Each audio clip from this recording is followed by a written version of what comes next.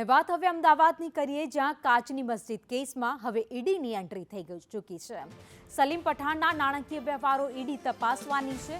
કન્સ્ટ્રક્શનમાં નાણાં ક્યાંથી આવ્યા તેની પણ તપાસ કરાશે. કાચની મસ્જિદના નામે છેતરપિંડીની ઈડી તપાસ પણ કરશે.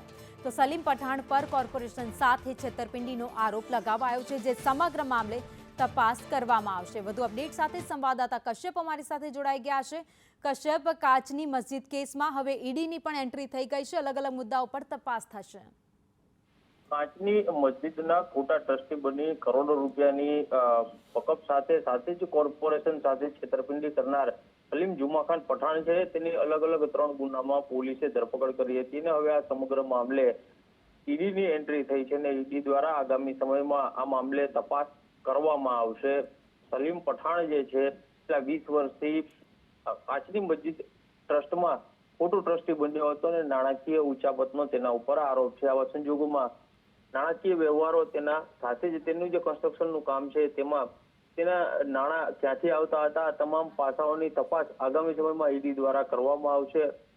મહત્વનું છે કે સલીમ જુમાખાન પઠાણ ઉપર આ સિવાય અન્ય ગુનાઓ પણ દાખલ થયેલા છે, ત્યારે તમામ હવે નાણાકીય હેરફેરને લઈ અને આ સમગ્ર મામલે ઈડી દ્વારા તપાસ કરવામાં આવશે. વકફ સાથે છેતરપિંડી કેસમાં પ્રથમ એવો બનાવ હશે કે જેમાં ઈડી દ્વારા તપાસ કરવામાં આવશે.